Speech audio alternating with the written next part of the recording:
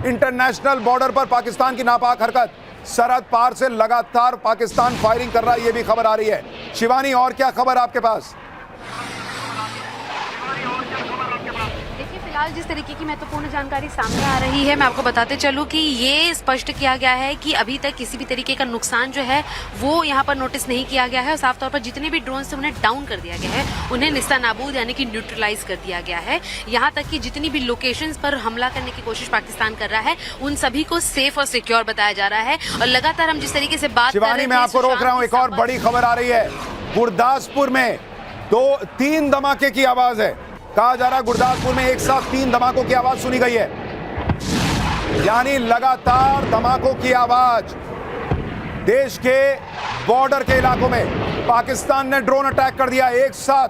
Border के कई इलाकों में उसकी सेना गोला बारूद बरसा रही है, शेलिंग कर रही है, और दूसरी तरफ वो लगातार ड्रोन भेज रहा है। और कर्नल शैलेंद्र सिंह ये कह रहे हैं, हमारे साथ मौजूद हैं, कि अब इसका मतलब यह है कि कल की तरह पाकिस्तान फिर अपने लड़ाकू विमान भेजेगा। उसका अगला स्टेप यही होगा। शैलेंद्र जी, ये कल से इंटेंसिटी लग रहा है थोड़ी और बढ़ाई है पाकिस्तान ने। और इंटेंसिटी बढ़ानी इसलिए भी पड़ेगी क्योंकि अब उसे दिख रहा है कि ग्राउंड एक्शन कहीं शुरू ना हो जाए भारत द्वारा। सो वो इस समय कोशिश पूरी ये करेगा कि ये जो ड्रोन, मिसाइल, रॉकेट और लास्ट में एयर अटैक अपने तरफ से वो ज़रूर करे।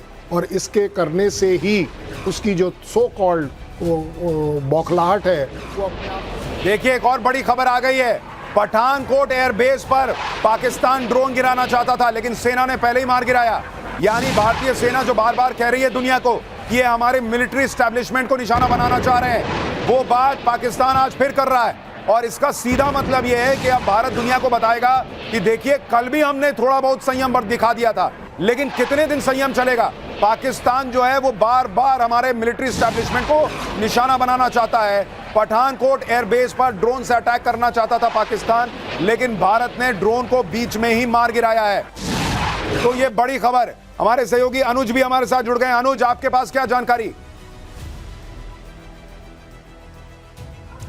जी देखिए, श्रीनगर में फिलहाल जो है वो ब्लैकआउट कर दिया गया और दूसरी तरफ जो बॉर्डर के इलाके हैं कश्मीर के, खासतौर पर कुपवाड़ा की बात की जाए तो वहां पे पाकिस्तान ने एक बार फिर से सीज फायर का उल्लंघन किया और पाकिस्तान की तरफ से लगातार फायरिंग की खबरें जो हैं वो सामने आ रही हैं। साथ ही साथ शेलिंग जो है वो भी पाकिस्तान की तरफ से किया जा रहा है। यानी साफ तौर पर कल की तरह एक बार फिर से पाकिस्तान ने कायराना हरकत अपनी शुरू कर दी और रिहायशी इलाका, चूंकि कुपवाड़ा में जिस जगह पर ये सीज फायर का उल्लंघन किया गया पूरा।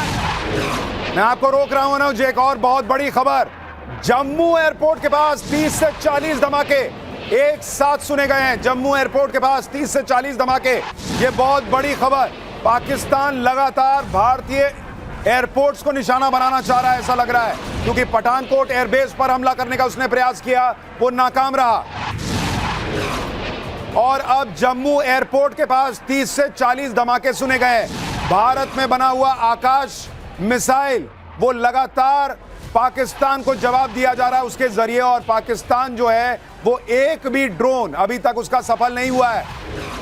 ये भारत की ताकत आप देख रहे हैं, और कल से लेकर आज तक भारत जो है वो पाकिस्तान के हर हमले को नाकाम कर रहा है। हमारी देश की सेना को सलाम है, हमारे फौजियों को सलाम है, जिस तरह से वो लगातार पाकिस्तान को जवाब दे रहे हैं।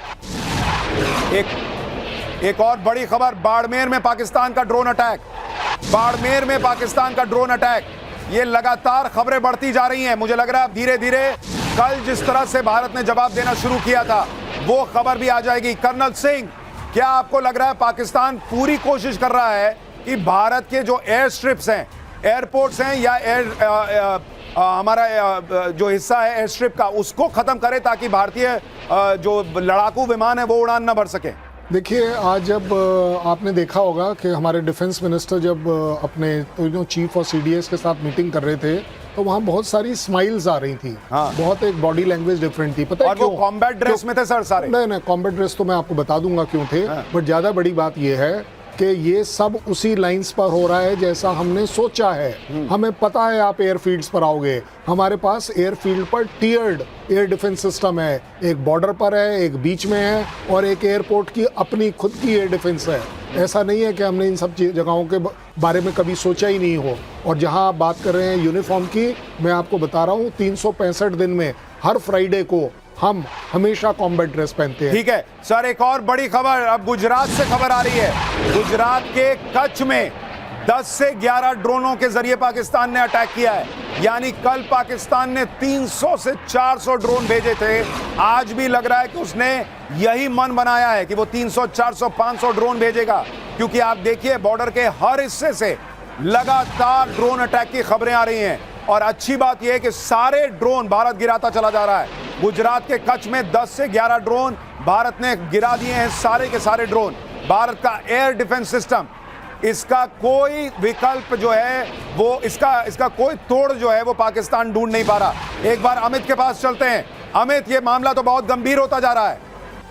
जी देखिए, एक तरह से अघोषित युद्ध की तरफ बढ़ाने की कोशिश है पाकिस्तान की, क्योंकि हमने उसके आतंकवादी ठिकानों को निशाना बनाया था, लेकिन जिस तरह से वो हमारे सैन्य ठिकानों को निशाना बनाने की कोशिश कर रही है, कल आपने देखा था भटिंडा एयरपोर्ट को निशाना बनाने की कोशिश हो रही थी, और आज पठानकोट में, जम्मू में एयरपोर्ट के आसपास ड्रोन से हमले करने की कोशिश है। यानी कि हमारे जो एयर स्ट्रिप्स है उसको निशाना बनाना है, ताकि जो सुशांत आपने कहा कि भविष्य में ये अगर आगे बढ़ता है तो हमारे जो जंगी जहाज हैं वो उड़ने में असफल रहे, लेकिन हमारे एयर डिफेंस सिस्टम के आगे उनके सारे ड्रोन फेल हो रहे हैं। ठीक है अमित, मैं आपके पास लौट रहा हूं। एक और बड़ी खबर आ गई है जो हम दर्शकों को बता दें। बड़ी खबर ये आ रही है, राजौरी में रुक रुक कर गोलाबारी की खबर है।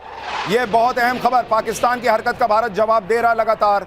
बॉर्डर पर फिर बहुत हलचल बढ़ गई है। यानी अब ये मामला रुकता तो नहीं लग रहा बॉस। जिस तरह की हरकतें पाकिस्तान कर रहा है, सारी दुनिया कह रही है कि तुम जो कर रहे हो बहुत बुरा भुगतना पड़ेगा, लेकिन पाकिस्तान रुकने को तैयार नहीं है। और अब राजौरी में भी रुक रुक कर गोलाबारी की खबर है।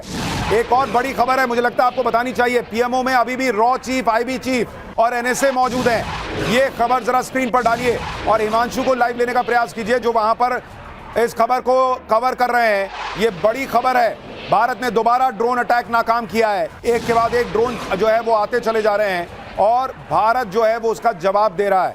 लेकिन कर्नल शैलेंद्र सिंह, क्या आपको लगता है कि अब ये जो हम सोच रहे थे, बहुत आज दिन में भी हमारी बात हो रही थी कि शायद अगर आज की रात पाकिस्तान शांत बैठ गया तो ये मामला फिर भी थोड़ा जो है वो थोड़ा सा रुक सकता है, लेकिन अब तो ये खत्म होगी चीज, अब तो पाकिस्तान नहीं रुक रहा। जो बार बार गिरकर भी ना समझे उसी का नाम पाकिस्तान है। ये जो पाकिस्तान कर रहा है उसे ये नहीं पता कि वो अपने लिए ही कब्र खोद रहा है। देखिए, तू 400 से 500 ड्रोन पर एवरेज के हिसाब से और कितने दिन चला लोगे? मैं कहता हूँ चलिए आप 10 दिन चला लोगे, उससे ज़्यादा क्या, क्योंकि ड्रोन आपको सारे एक्सपोर्ट से इंपोर्ट करने हैं।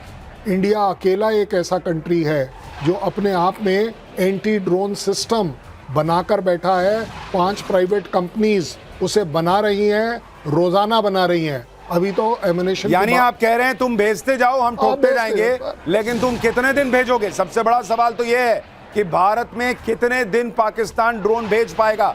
जिस तरह की तस्वीर निकल कर आ रही है, जिस तरह के हालात बन रहे हैं, ये बहुत लंबे दिनों तक नहीं चलेगा। लेकिन मुझे लगता है कर्नल सिंह कि पाकिस्तान ये प्रयास कर रहा है कि एक आध भी जगह एक आध ड्रोन हमला भी सफल हो गया तो वो कम से कम मुंह दिखा पाएगा अपने लोगों को।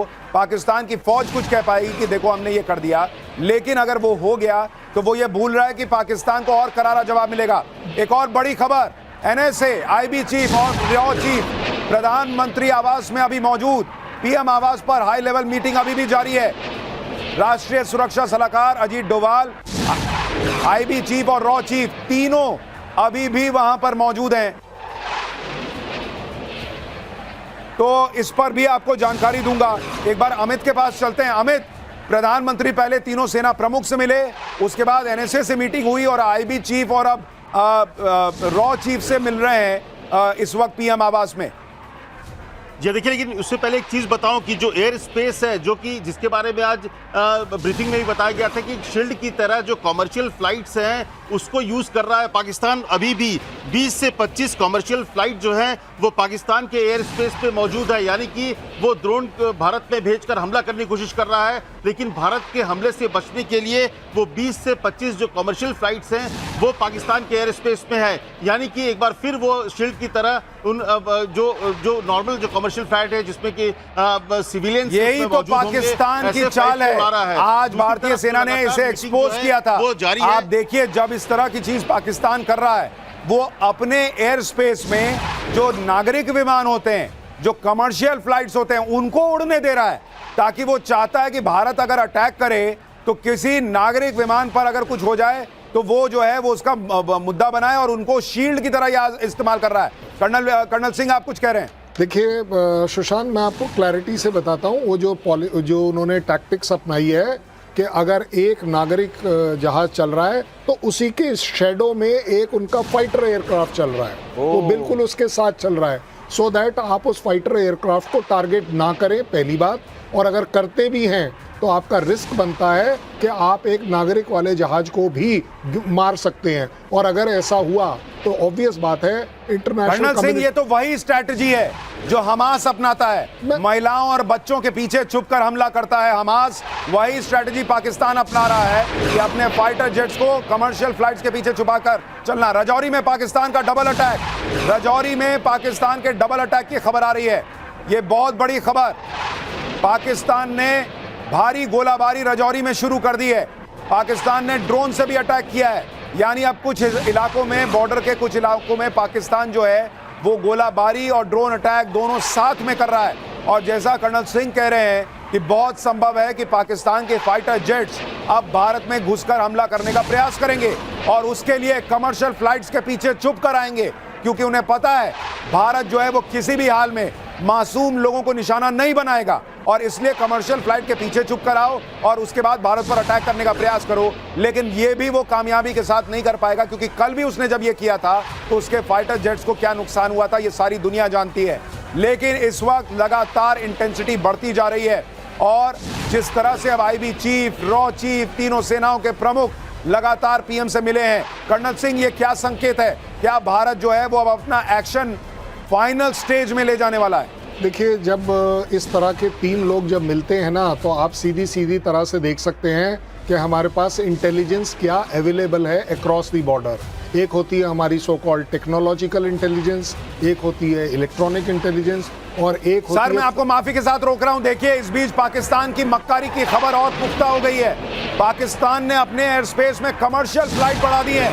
आप सोचिए, ये तस्वीर देखिए, ये पाकिस्तान का एयर स्पेस देखिए जरा, यहां बड़ी स्क्रीन पर अगर आप डाल सके तो डालिए। मैं जरा दर्शकों को दिखाता हूं कि किस तरह से पाकिस्तान एक मक्कार देश है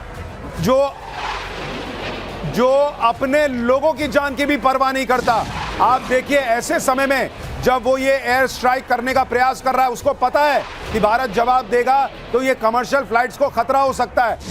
लेकिन मैं आपको तस्वीर दिखा रहा हूं, जरा ये तस्वीर देखिए, आपको ये तस्वीर देखकर समझ में आएगा। आप देखिए, बॉर्डर का जो इलाका है भारत का, वो बिल्कुल पूरी तरह से खाली है। भारत के सेंट्रल हिस्से में आप देख रहे हैं विमान उड़ रहे हैं, लेकिन आप पाकिस्तान को देखिए, पाकिस्तान के कराची के बॉर्डर के पास आप देखिए, यहां पर प्लेन उड़ रहा है, यहां पर आप देखिए प्लेन उड़ रहा है। पाकिस्तान जो है वो अपने कमर्शियल फ्लाइट्स को एक ढाल की तरह इस्तेमाल कर रहा है। भारत अपने मासूम लोगों को बचा रहा है।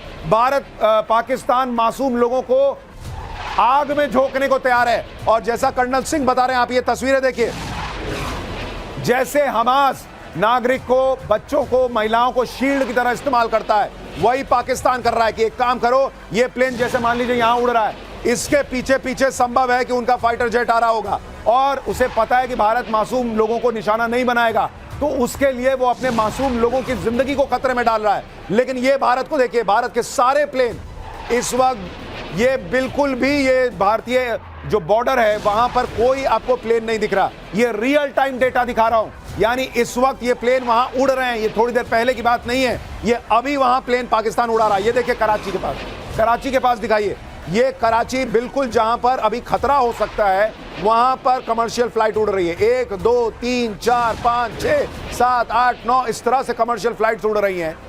ऐसा देश आपने जीवन में नहीं देखा होगा जिसके लिए कोई नीति नहीं, नियत नहीं। पंजाब के होशियारपुर में कई धमाकों की खबर आ रही है। पाकिस्तान मिसाइलों को भारत ने तबाह कर दिया है। यानी ड्रोन के बाद पाकिस्तान ने मिसाइलें दागनी शुरू की हैं। पंजाब के होशियारपुर में कई धमाके। पाकिस्तान मिसाइलों को भारत में भेजने का प्रयास तो कर रहा है, लेकिन वो ये कर नहीं पा रहा।